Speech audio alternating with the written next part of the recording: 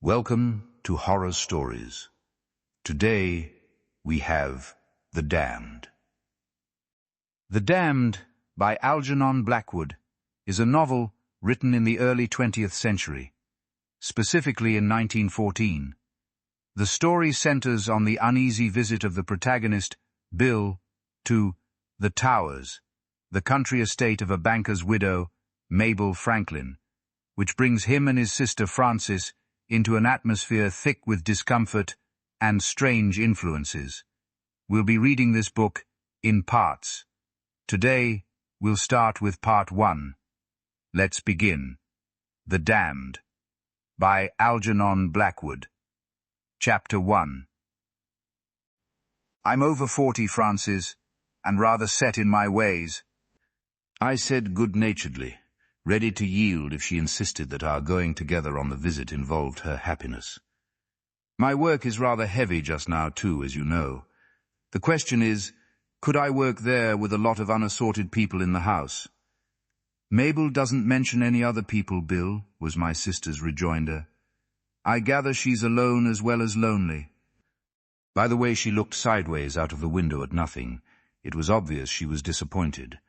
But to my surprise, she did not urge the point, and as I glanced at Mrs. Franklin's invitation lying upon her sloping lap, the neat, childish handwriting conjured up a mental picture of the banker's widow with her timid, insignificant personality, her pale grey eyes and her expression as of a backward child.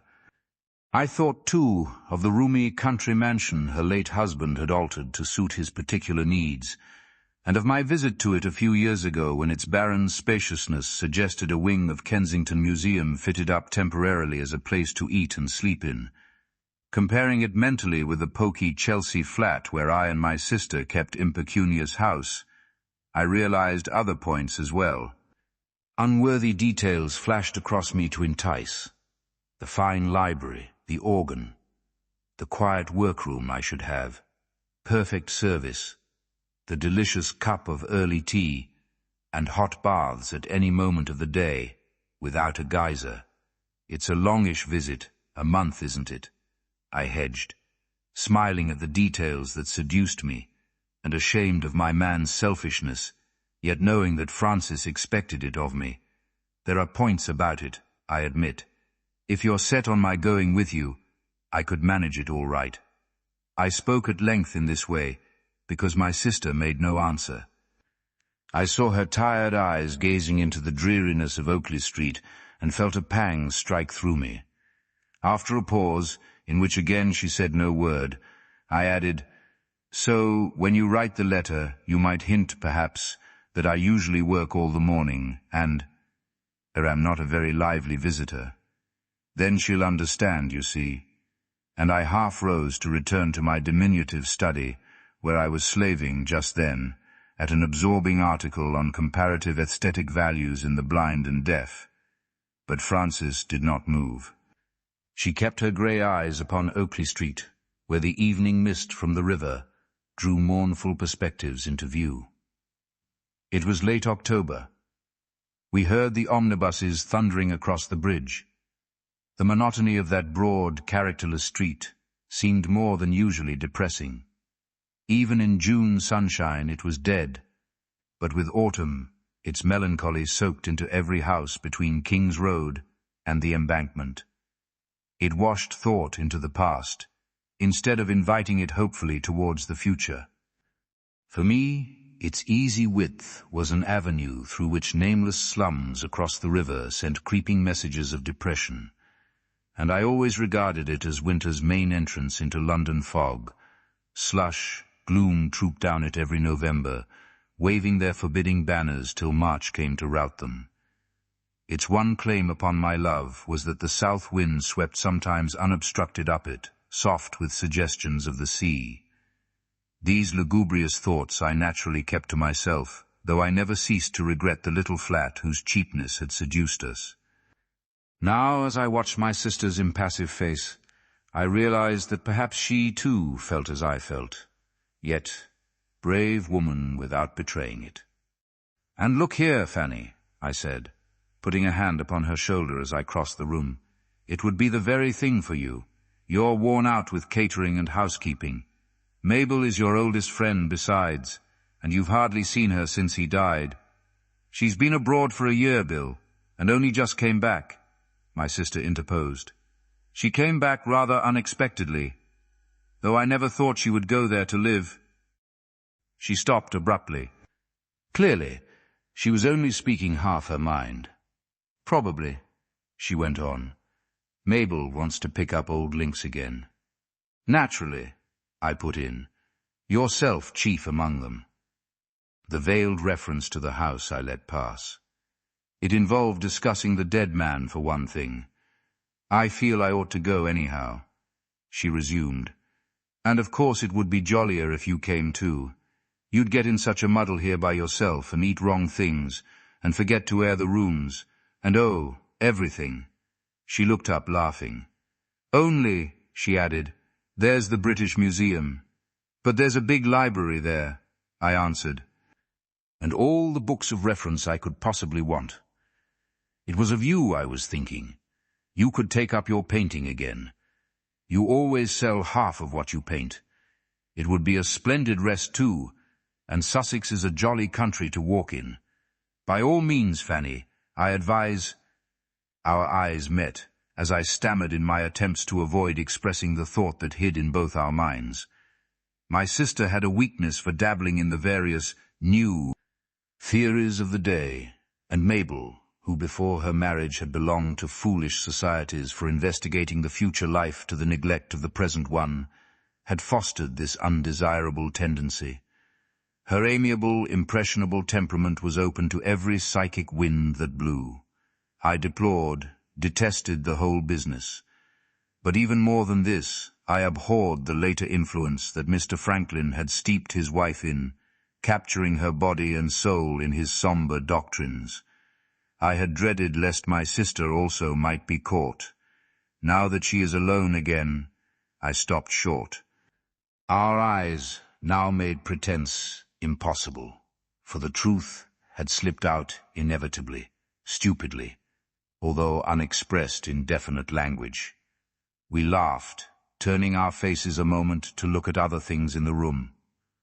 Frances picked up a book and examined its cover as though she had made an important discovery, while I took my case out and lit a cigarette I did not want to smoke.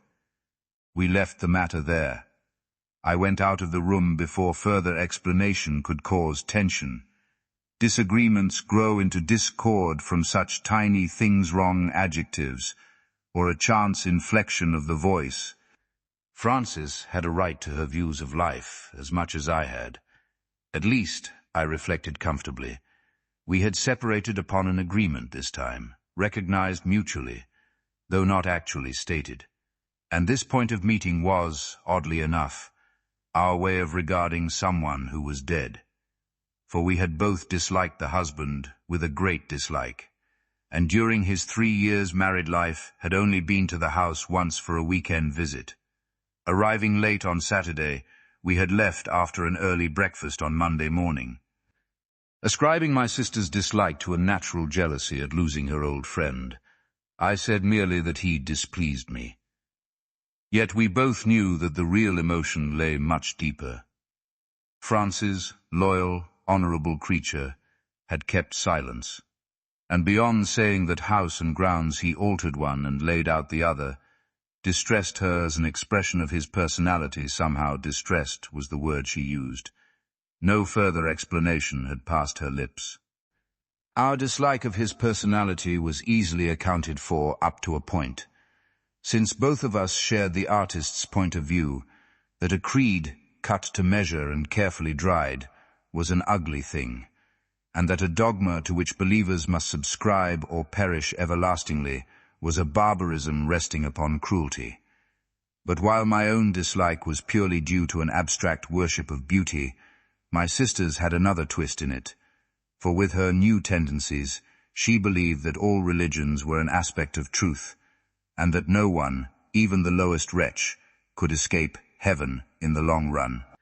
Samuel Franklyn, the rich banker, was a man universally respected and admired, and the marriage, though Mabel was 15 years his junior, won general applause.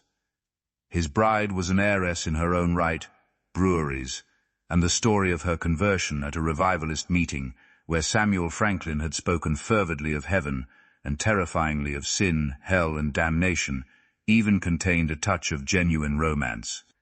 She was a brand snatched from the burning. His detailed eloquence had frightened her into heaven. Salvation came in the nick of time. His words had plucked her from the edge of that lake of fire and brimstone where their worm dieth not, and the fire is not quenched. She regarded him as a hero, sighed her relief upon his saintly shoulder, and accepted the peace he offered her with a grateful resignation. For her husband was a religious man who successfully combined great riches with the glamour of winning souls. He was a portly figure, though tall, with masterful big hands, his fingers rather thick and red, and his dignity, that just escaped being pompous, held in it something that was implacable. A convinced assurance, almost remorseless, gleamed in his eyes when he preached especially, and his threats of hellfire must have scared souls stronger than the timid, receptive Mabel whom he married. He clad himself in long frock coats, hat buttoned unevenly, big square boots and trousers that invariably bagged at the knee and were a little short. He wore low collars, spats occasionally, and a tall black hat that was not of silk. His voice was alternately hard and unctuous, and he regarded theatres, ballrooms, and racecourses as the vestibule of that brimstone lake of whose geography he was as positive as of his great banking offices in the city. A philanthropist up to the hilt, however, no one ever doubted his complete sincerity. His convictions were ingrained, his faith borne out by his life as witness, his name upon so many admirable societies, as treasurer, patron, or heading the donation list. He bulked large in the world of doing good, a broad and stately stone in the rampart against evil, and his heart was genuinely kind and soft for others who believed as he did. Yet, in spite of this true sympathy with suffering and his desire to help, he was narrow as a telegraph wire and unbending as a church pillar. He was intensely selfish, intolerant as an officer of the Inquisition. His bourgeois soul constructed a revolting scheme of heaven that was reproduced in miniature in all he did and planned. Faith was the sine qua non of salvation, and by faith he meant belief in his own particular view of things, which faith except everyone do keep whole and undefiled, without doubt he shall perish everlastingly. All the world but his own small exclusive sect must be damned eternally a pity, but alas, inevitable. He was right, yet he prayed without ceasing, and gave heavily to the poor, the only thing he could not give being big ideas to his provincial and suburban deity. Pettier than an insect, and more obstinate than a mule, he had also the superior, sleek humility of a chosen one. He was churchwarden too. He read the lesson in a place of worship, either chilly or overheated, where neither organ, vestments, nor lighted candles were permitted, but where the odor of hair wash on the boys' heads in the back rows pervaded the entire building. This portrait of the banker, who accumulated riches both on earth and in heaven, may possibly be overdrawn, however, because Francis and I were artistic temperaments that viewed the type with a dislike and distrust amounting to contempt. The majority considered Samuel Franklyn a worthy man and a good citizen. The majority, doubtless, held the saner view. A few years more, and he certainly would have been made a baronet. He relieved much suffering in the world, as assuredly as he caused many souls the agonies of torturing fear by his emphasis upon damnation. Had there been one point of beauty in him, we might have been more lenient. Only we found it not, and, I admit, took little pains to search. I shall never forget the look of dour forgiveness with which he heard our excuses for missing morning prayers that Sunday morning of our single visit to the Towers. My sister learned that a change was made soon afterwards, prayers being conducted after breakfast instead of before. The Towers stood solemnly upon a Sussex hill amid park-like modern grounds, but the house cannot better be described. It would be so wearisome, for one thing, than by saying that it was a cross between an overgrown, pretentious Norwood villa and one of those saturnine institutes for cripples the train passes as it slinks ashamed through South London into Surrey. It was wealthily furnished and at first sight imposing, but on closer acquaintance revealed a meagre personality, barren and austere. One looked for rules and regulations on the walls, all signed by order. The place was a prison that shut out the world. There was, of course, no billiard room, no smoking room, no room for play of any kind, and the great hall at the back, once a chapel, which might have been used for dancing, theatricals, or other innocent amusements, was consecrated in his day to meetings of various kinds, chiefly brigades, temperance or missionary societies. There was a harmonium at one end on the level floor, a raised dais or platform at the other, and a gallery above for the servants, gardeners and coachmen. It was heated with hot water pipes and hung with Dorinimer's pictures, though these latter were soon removed and stored out of sight in the attics as being too unspiritual. In polished, shiny wood, it was a representation in miniature of that poky, exclusive heaven he took about with him, externalizing it in all he did and planned, even in the grounds about the house. Changes in the towers, Francis told me, had been made during Mabel's year of widowhood, abroad an organ put into the big hall, the library made livable and recatalogued when it was permissible to suppose she had found her soul again and returned to her normal, healthy views of life, which included enjoyment and play, literature, music and the arts, without, however, a touch of that trivial thoughtlessness usually termed worldliness.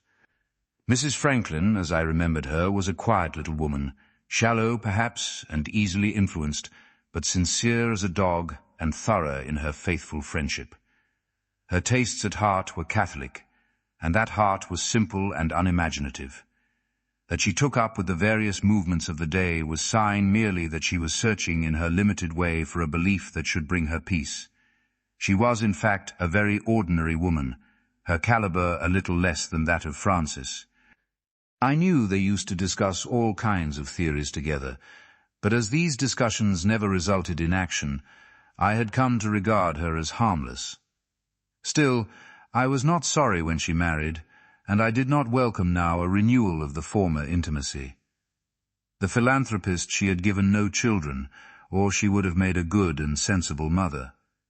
No doubt she would marry again.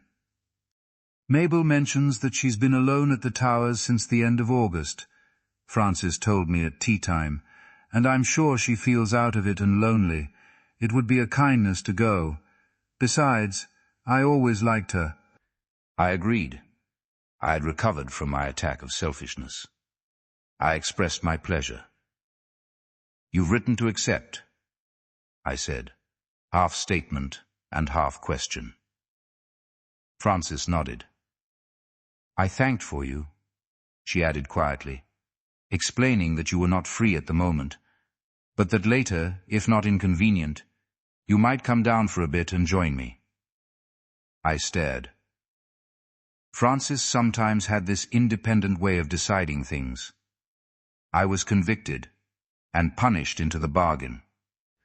Of course there followed argument and explanation, as between brother and sister who were affectionate, but the recording of our talk could be of little interest. It was arranged thus, Francis and I both satisfied. 2 days later she departed for the Towers, leaving me alone in the flat with everything planned for my comfort and good behavior. She was rather a tyrant in her quiet way, and her last words as I saw her off from Charing Cross rang in my head for a long time after she was gone. "I'll write and let you know, Bill. Eat properly, mind, and let me know if anything goes wrong." She waved her small gloved hand, nodded her head till the feather brushed the window, and was gone. Chapter 2. After the note announcing her safe arrival, a week of silence passed, and then a letter came.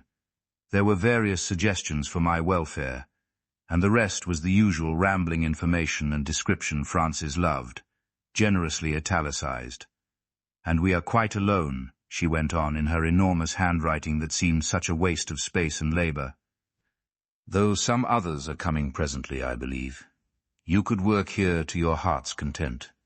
Mabel quite understands and says she would love to have you when you feel free to come. She has changed a bit back to her old natural self. She never mentions him. The place has changed too in certain ways. It has more cheerfulness, I think. She has put it in, this cheerfulness, spaded it in, if you know what I mean. But it lies about uneasily and is not natural quite. The organ is a beauty. She must be very rich now, but she's as gentle and sweet as ever. Do you know, Bill, I think he must have frightened her into marrying him. I get the impression she was afraid of him. This last sentence was inked out, but I read it through the scratching, the letters being too big to hide. He had an inflexible will beneath all that oily kindness which passed for spiritual. He was a real personality, I mean. I'm sure he'd have sent you and me cheerfully to the stake in another century for our own good. Isn't it odd she never speaks of him, even to me? This, again, was stroked through, though without the intention to obliterate merely because it was repetition, probably. The only reminder of him in the house now is a big copy of the presentation portrait that stands on the stairs of the Multitechnic Institute at Peckham, you know, that life-size one, with his fat hand sprinkled with rings resting on a thick Bible, and the other slipped between the buttons of a tight frock coat. It hangs in the dining room and rather dominates our meals. I wish Mabel would take it down. I think she'd like to, if she dared. There's not a single photograph of him anywhere, even in her own room. Mrs. Marsh is here, you remember her, his housekeeper, the wife of the man who got penal servitude for killing a baby or something. You said she robbed him and justified her stealing because the story of the unjust steward was in the Bible. How we laughed over that. She's just the same too, gliding about all over the house and turning up when least expected. Other reminiscences filled the next two sides of the letter, and ran, without a trace of punctuation, into instructions about a salamander stove for heating my workroom in the flat. These were followed by things I was to tell the cook, and by requests for several articles she had forgotten and would like sent after her, 2 of them blouses, with descriptions so lengthy and contradictory that I sighed as I read them. Unless you come down soon, in which case perhaps you wouldn't mind bringing them. Not the mauve one I wear in the evening sometimes, but the pale blue one with lace round the collar and the crinkly front. They're in the cupboard or the drawer. I'm not sure which of my bedroom. Ask Annie if you're in doubt. Thanks most awfully. Send a telegram, remember, and we'll meet you in the motor any time.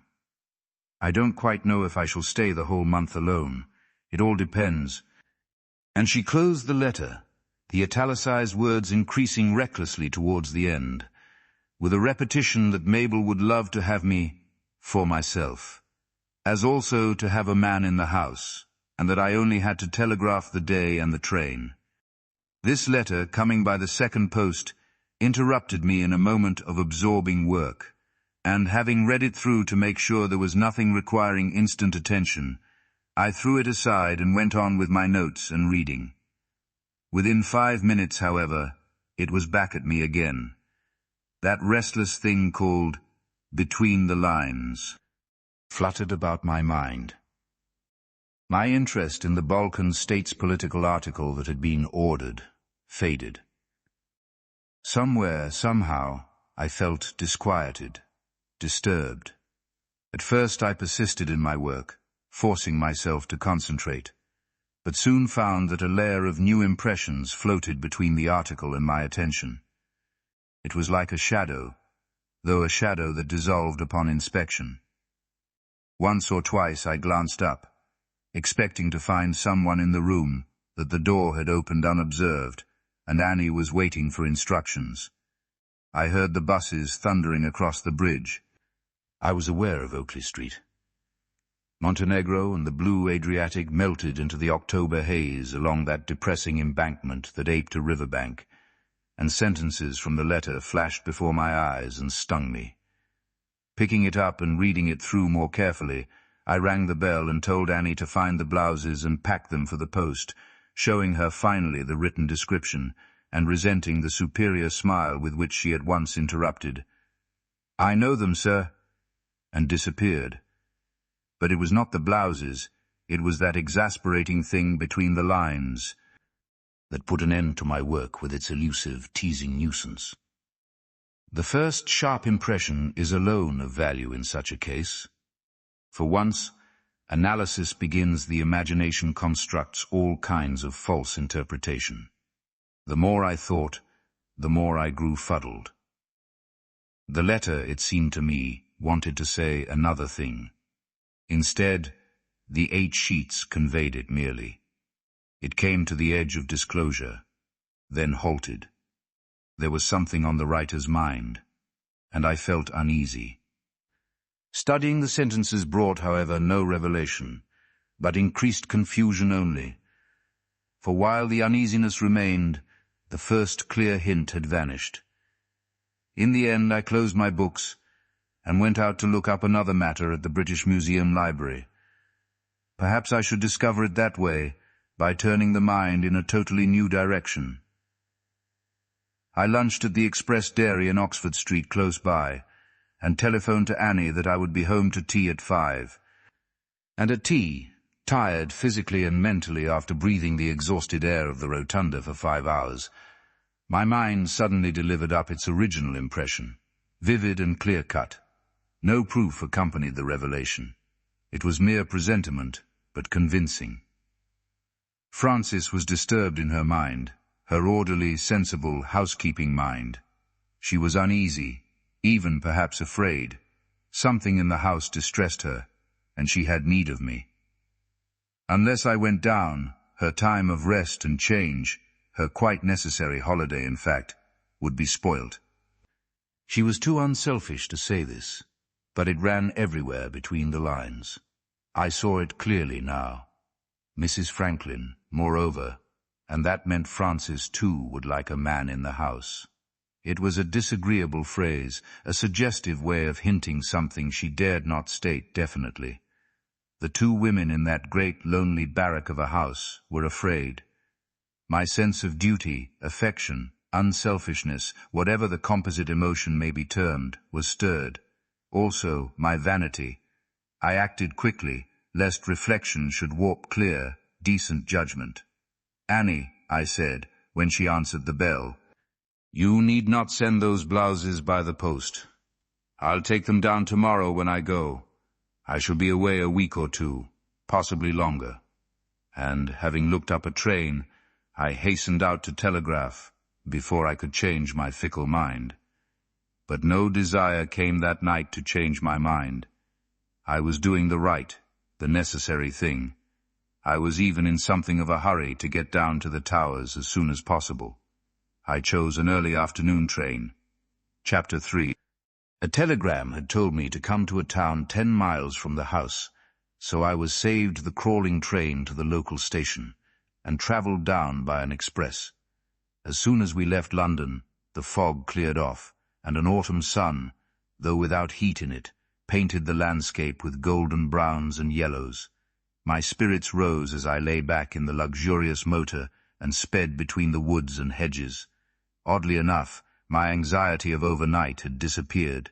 It was due, no doubt, to that exaggeration of detail which reflection in loneliness brings. Frances and I had not been separated for over a year, and her letters from the Towers told so little. It had seemed unnatural to be deprived of those intimate particulars of mood and feeling I was accustomed to. We had such confidence in one another, and our affection was so deep. Though she was but 5 years younger than myself, I regarded her as a child. My attitude was fatherly. In return, she certainly mothered me with a solicitude that never cloyed. I felt no desire to marry while she was still alive. She painted in watercolors with a reasonable success, and kept house for me. I wrote, reviewed books, and lectured on aesthetics. We were a humdrum couple of quasi-artists, well satisfied with life, and all I feared for her was that she might become a suffragette, or be taken captive by one of these wild theories that caught her imagination sometimes, and that Mabel, for one, had fostered. As for myself, No doubt she deemed me a trifle solid or stolid, I forget which word she preferred, but on the whole there was just sufficient difference of opinion to make intercourse suggestive without monotony, and certainly without quarrelling. Drawing in deep draughts of the stinging autumn air, I felt happy and exhilarated. It was like going for a holiday, with comfort at the end of the journey instead of bargaining for centimes. But my heart sank noticeably the moment the house came into view. The long drive, lined with hostile monkey trees and formal Wellingtonias that were solemn and sedate, was mere extension of the miniature approach to 1,000 semi-detached suburban residences, and the appearance of the towers, as we turned the corner with a rush, suggested a commonplace climax to a story that had begun interestingly, almost thrillingly. A villa had escaped from the shadow of the Crystal Palace, thumped its way down by night, grown suddenly monstrous in a shower of rich rain, and settled itself insolently to stay. Ivy climbed about the opulent red brick walls, but climbed neatly and with disfiguring effect. Sham as on a prison or the simile made me smile an orphan asylum. There was no hint of the comely roughness of untidy ivy on a ruin.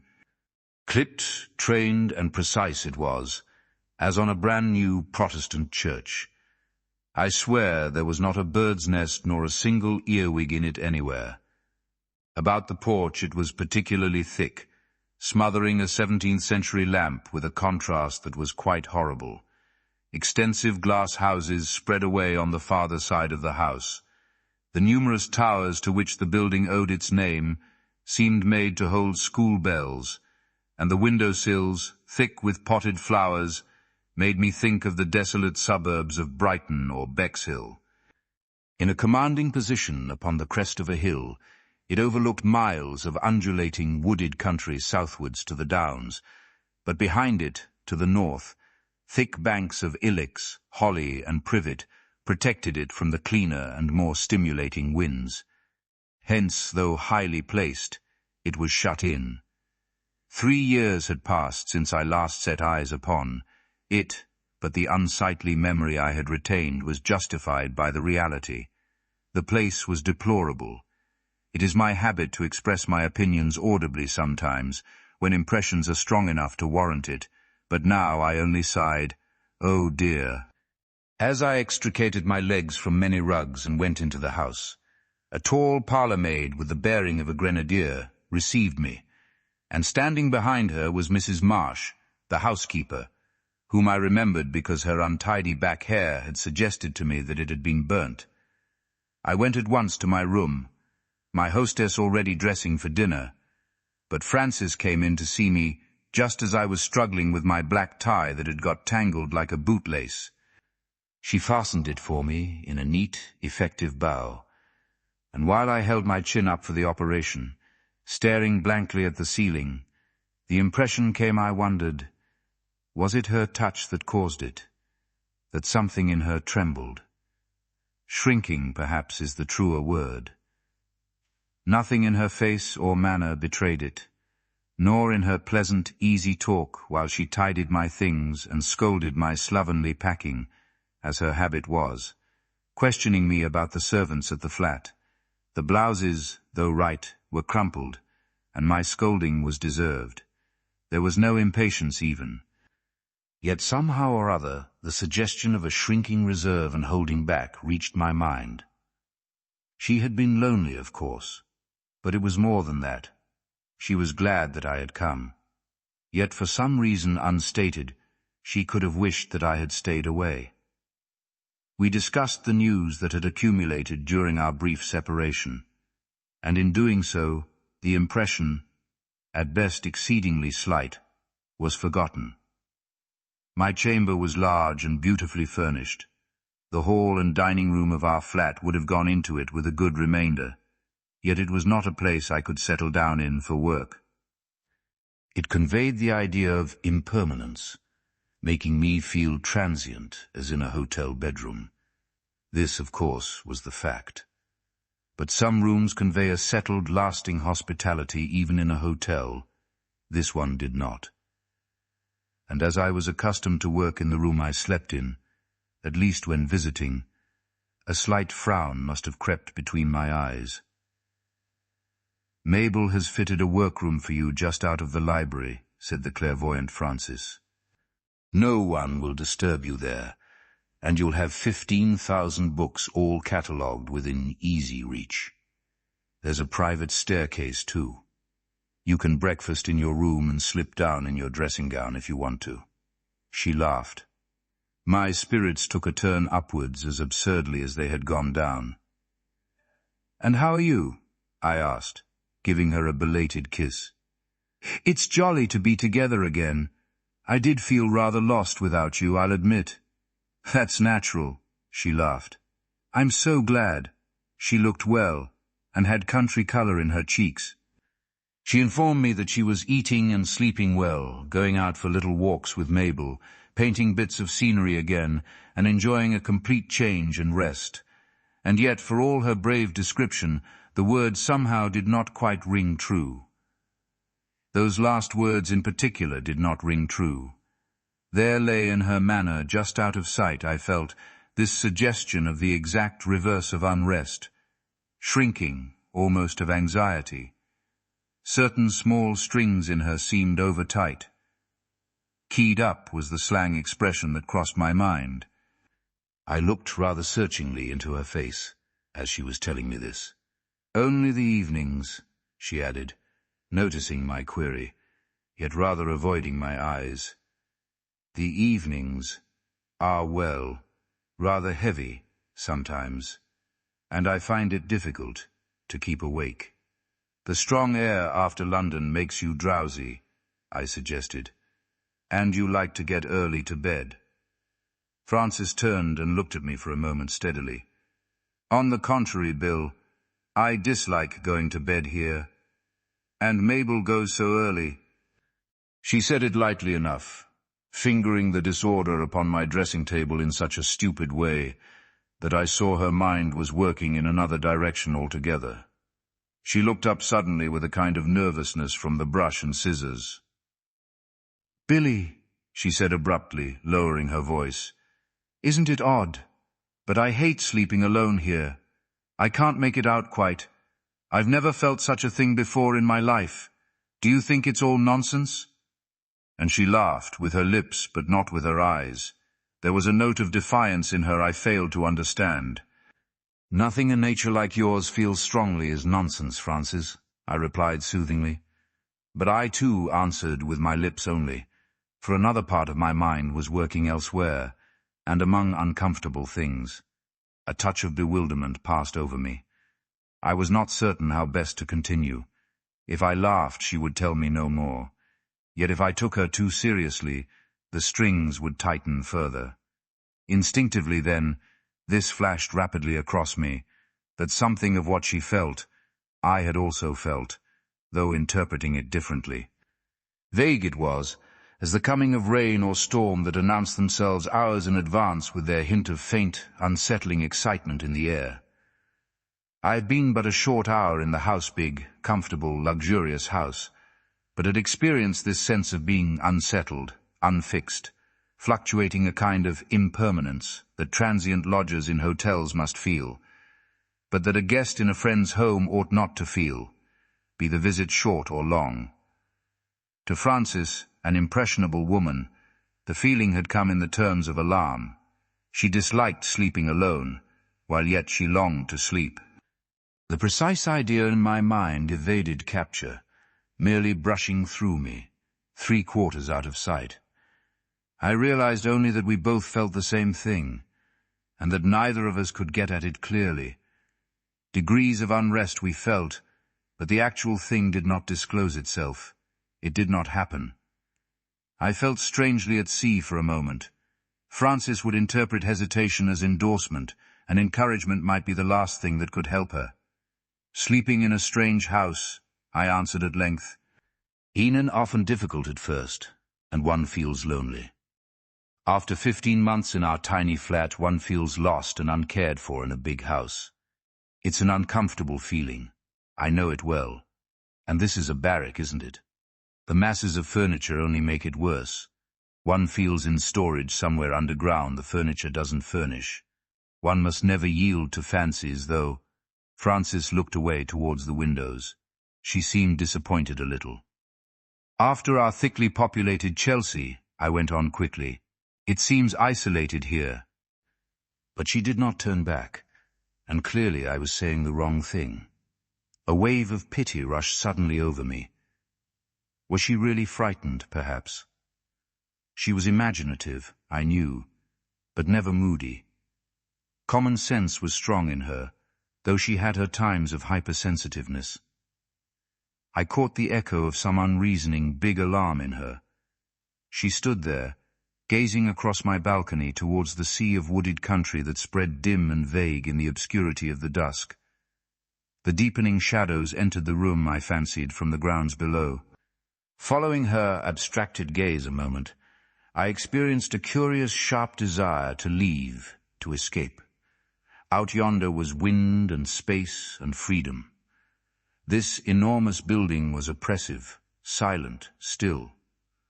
Great catacombs occurred to me, things beneath the ground, imprisonment and capture. I believe I even shuddered a little. I touched her shoulder. She turned round slowly, and we looked with a certain deliberation into each other's eyes. "Fanny," I asked, more gravely than I intended, "you are not frightened, are you? Nothing has happened, has it?" She replied with emphasis, "Of course not. How could it, I mean? Why should I?" She stammered, as though the wrong sentence flustered her a second. "It's simply that I have this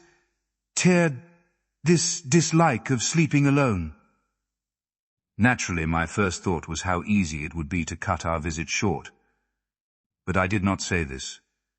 Had it been a true solution, Frances would have said it for me long ago. "Wouldn't Mabel double up with you?" I said instead. "Or give you an adjoining room, so that you could leave the door between you open? There's space enough, heaven knows."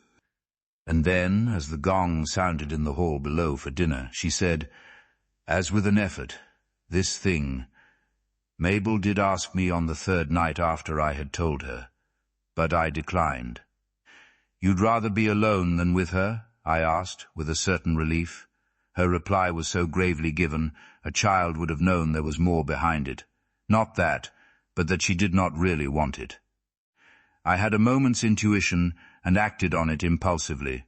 She feels it too, perhaps, but wishes to face it by herself and get over it. My sister bowed her head, and the gesture made me realize of a sudden how grave and solemn our talk had grown, as though some portentous thing were under discussion. It had come of itself indefinite as a gradual change of temperature.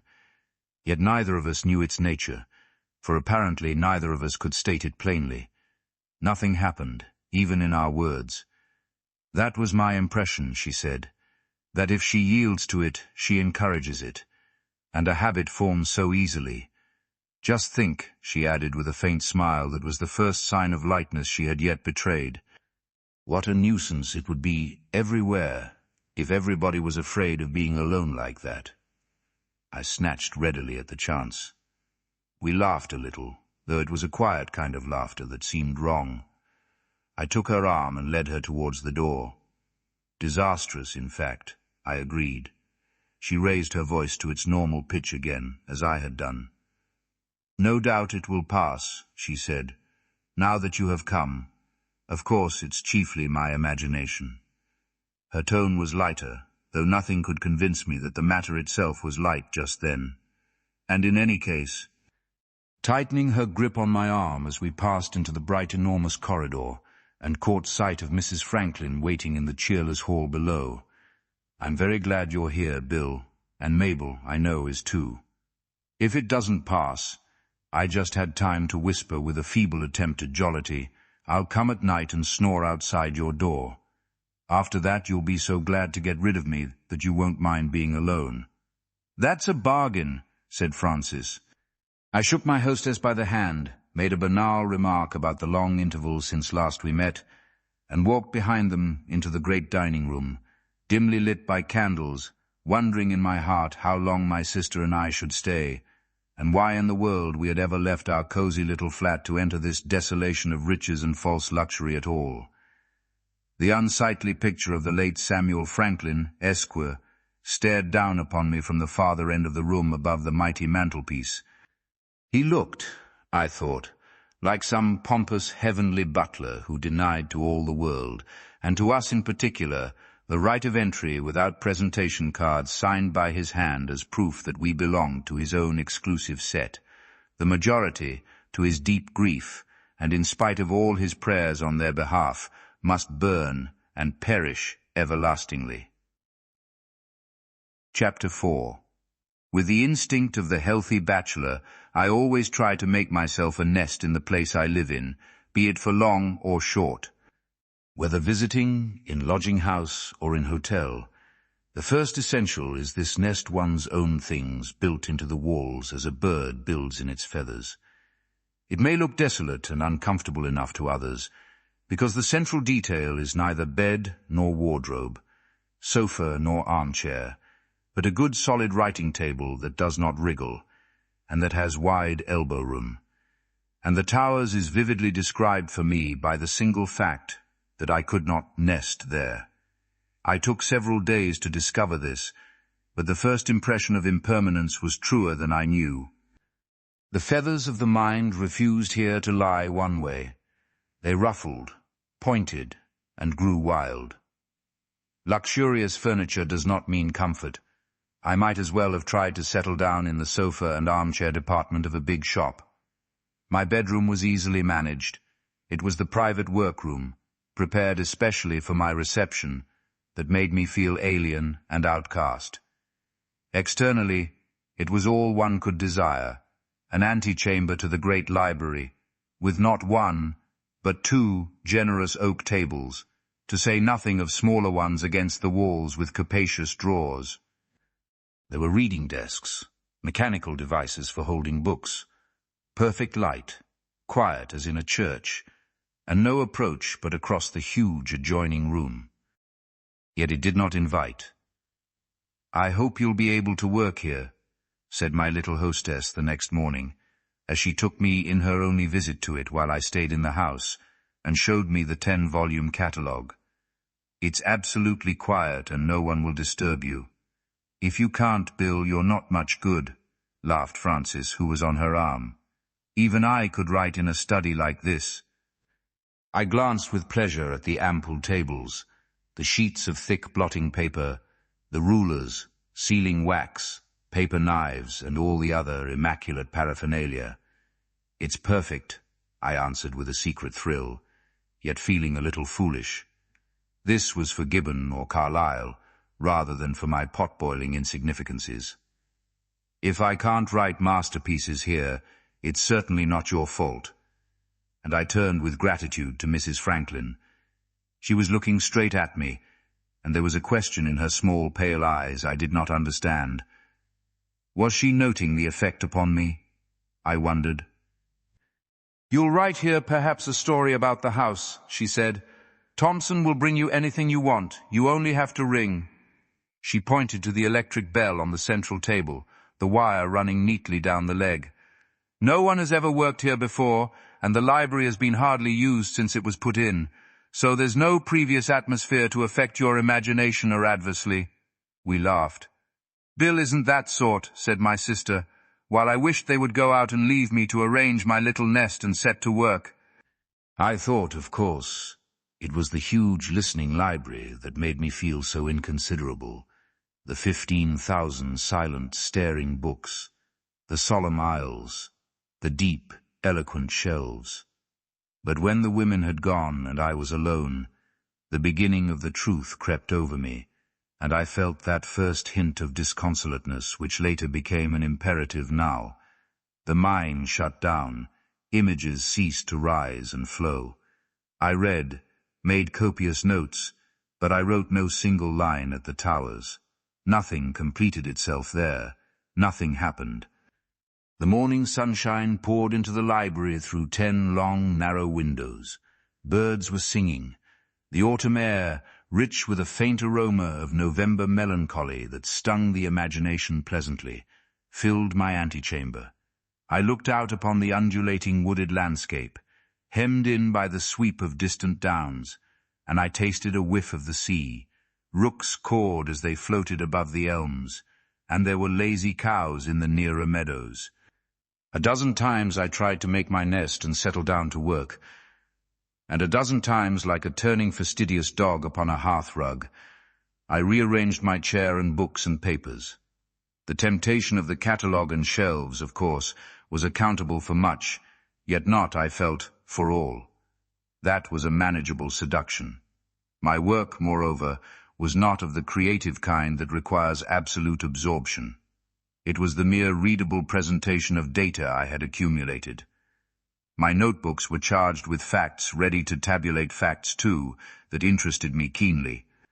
A mere effort of the will was necessary, and concentration of no difficult kind. Yet somehow it seemed beyond me. Something forever pushed the facts into disorder, and in the end I sat in the sunshine, dipping into a dozen books selected from the shelves outside, vexed with myself and only half enjoying it. I felt restless. I wanted to be elsewhere, and even while I read, attention wandered. Francis, Mabel, her late husband, the house and grounds, each in turn and sometimes all together, rose uninvited into the stream of thought, hindering any consecutive flow of work. In disconnected fashion came these pictures that interrupted concentration, yet presenting themselves as broken fragments of a bigger thing my mind already groped for unconsciously. They fluttered round this hidden thing of which they were aspects, fugitive interpretations, no one of them bringing complete revelation. There was no adjective, such as pleasant or unpleasant, that I could attach to what I felt. Beyond that, the result was unsettling. Vague as the atmosphere of a dream, it yet persisted, and I could not dissipate it. Isolated words or phrases in the lines I read sent questions scouring across my mind, sure sign that the deeper part of me was restless and ill at ease. Rather trivial questions, too half-foolish interrogations, as of a puzzled or curious child. Why was my sister afraid to sleep alone, and why did her friend feel a similar repugnance, yet seek to conquer it? Why was the solid luxury of the house without comfort, its shelter without the sense of permanence? Why had Mrs. Franklyn asked us to come, artists, unbelieving vagabonds, types at the farthest possible remove from the saved sheep of her husband's household? Had a reaction set in against the hysteria of her conversion? I had seen no signs of religious fervor in her. Her atmosphere was that of an ordinary, high-minded woman, yet a woman of the world. Lifeless, though, a little, perhaps, now that I came to think about it. She had made no definite impression upon me of any kind, and my thoughts ran vaguely after this fragile clue. Closing my book, I let them run. For with this chance reflection came the discovery that I could not see her clearly, could not feel her soul, her personality, her face, her small pale eyes, her dress and body and walk. All these stood before me like a photograph. But herself evaded me. She seemed not there, lifeless, empty, a shadow nothing. The picture was disagreeable, and I put it by. Instantly she melted out, as though light thought had conjured up a phantom that had no real existence. And at that very moment, singularly enough, my eye caught sight of her moving past the window, going silently along the gravel path. I watched her, a sudden new sensation gripping me. There goes a prisoner, my thought instantly ran. One who wishes to escape, but cannot. What brought the outlandish notion? Heaven only knows. The house was of her own choice. She was twice an heiress, and the world lay open at her feet. Yet she stayed unhappy, frightened, caught. All this flashed over me, and made a sharp impression even before I had time to dismiss it as absurd. But a moment later explanation offered itself, though it seemed as far-fetched as the original impression. My mind, being logical, was obliged to provide something apparently. For Mrs. Franklyn, while dressed to go out, with thick walking boots, a pointed stick, and a motor cap tied on with a veil, as for the windy lanes, was obviously content to go no farther than the little garden paths. The costume was a sham and a pretense. It was this, and her lithe, quick movements that suggested a caged creature, a creature tamed by fear and cruelty, that cloaked themselves in kindness pacing up and down, unable to realize why it got no farther, but always met the same bars in exactly the same place. The mind in her was barred. I watched her go along the paths and down the steps from one terrace to another, until the laurels hid her altogether, and into this mere imagining of a moment came a hint of something slightly disagreeable, for which my mind, search as it would, found no explanation at all. I remembered then certain other little things. They dropped into the picture of their own accord.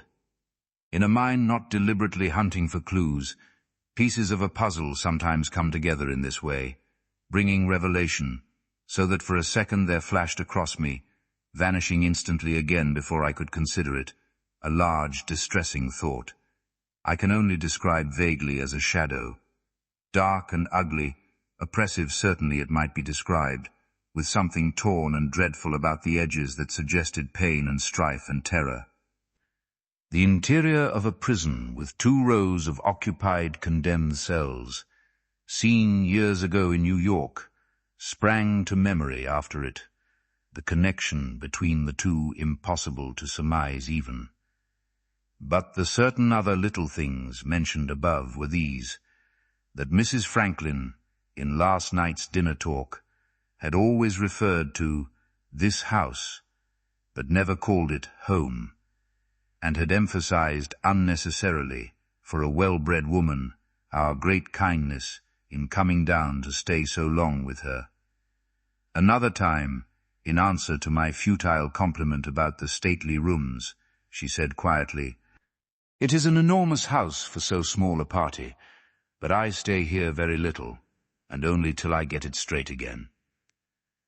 The 3 of us were going up the great staircase to bed as this was said, and, not knowing quite her meaning, I dropped the subject. It edged delicate ground, I felt. Frances added no word of her own. It now occurred to me abruptly that stay was the word made use of when live would have been more natural. How insignificant to recall. Yet why did they suggest themselves just at this moment? Vielleicht. Knows to. And on going to Frances's room to make sure she was not nervous or lonely, I realized abruptly that Mrs. Franklyn, of course, had talked with her in a confidential sense that I, as a mere visiting brother, could not share. Frances had told me nothing. I might easily have wormed it out of her, had I not felt that for us to discuss further our hostess and her house, merely because we were under the roof together, was not quite nice or loyal. "I'll call you, Bill, if I'm scared."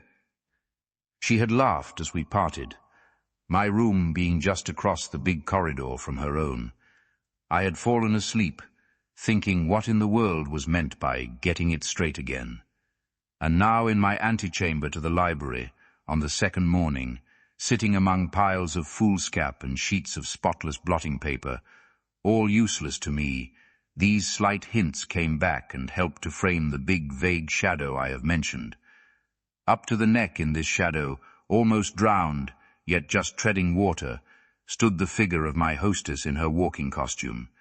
Frances and I seemed swimming to her aid. The shadow was large enough to include both house and grounds, but farther than that I could not see. Dismissing it, I fell to reading my purloined book again. Before I turned another page, however, another startling detail leaped out at me. The figure of Mrs. Franklyn in the shadow was not living. It floated helplessly, like a doll or puppet that has no life in it. It was both pathetic and dreadful. Anyone who sits in reverie thus, of course, may see similar ridiculous pictures when the will no longer guides construction. The incongruities of dreams are thus explained. I merely record the picture as it came. That it remained by me for several days, just as vivid dreams do, is neither here nor there. I did not allow myself to dwell upon it. The curious thing, perhaps, is that from this moment I date my inclination, though not yet my desire, to leave. I purposely say, to leave. I cannot quite remember when the word changed to that aggressive, frantic thing which is escape.